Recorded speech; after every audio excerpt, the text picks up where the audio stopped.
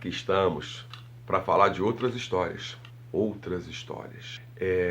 A gente comentou outro dia a questão do futebol misturado com a ditadura. Claro, qualquer ditadura se imiscui com tudo, né, num país. Por isso que ditadura nunca é bom. Mas um amigo meu me perguntou sobre a questão da ditadura brasileira, que conta da lembrança daquele momento. E, na verdade, a gente tem que entender a ditadura militar brasileira como todas as outras ditaduras militares que aconteceram na América Latina nos anos 60 e 70. Qual é o contexto? É o contexto da Guerra Fria.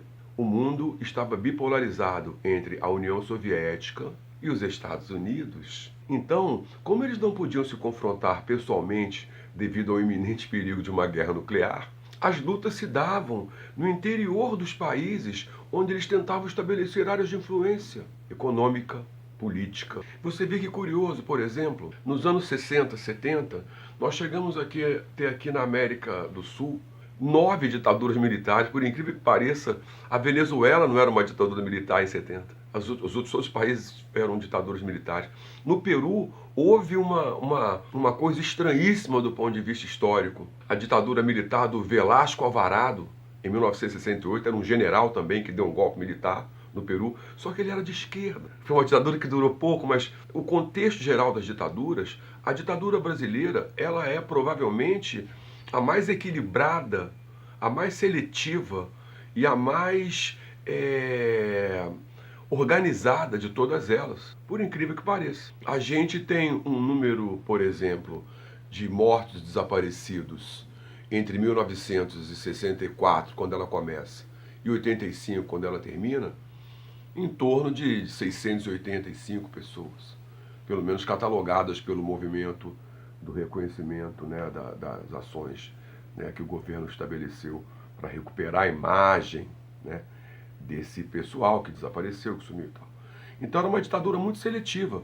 As pessoas, em torno de 10 mil pessoas foram presas, sofreram algum tipo de pressão ou de abuso físico, mas a rigor, mortos e desaparecidos não é muito grande o número. Na Argentina, a ditadura militar de 76 a 83 produziu 30 mil mortos e desaparecidos em apenas 6 anos. Então isso mostra o grau variável que as ditaduras militares sofriam, dependendo da posição que cada general que assumiu o poder nos seus países tinha em relação à posição da Guerra Fria, que era você estar aliado com os Estados Unidos ou estar aliado com a União Soviética. O Brasil estava aliado com os Estados Unidos. Mas a ditadura militar aqui, ela foi fundamental dentro de um contexto onde o Brasil partia para uma anarquia sindical, que poderia levar a uma instabilidade de guerra civil.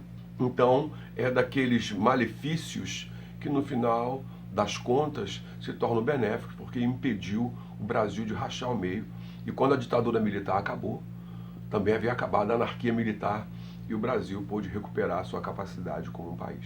Mas as ditaduras estão dentro de um contexto da Guerra Fria. Tentar observar uma ditadura dessa, separada da Guerra Fria, é cometer uma série de análises levianas e tolas.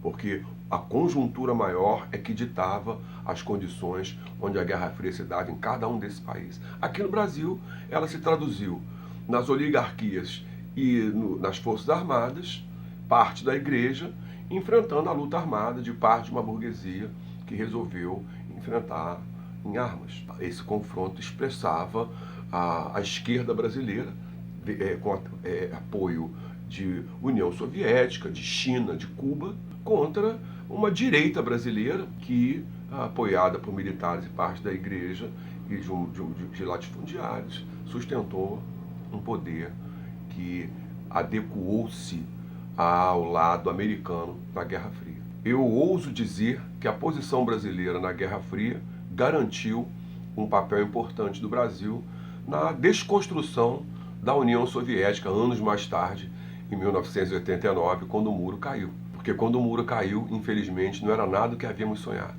Não havia tal igualdade, havia mais de uma classe social e o comunismo se mostrou como uma das maiores falácias de todos os tempos. Mas isso são outras histórias.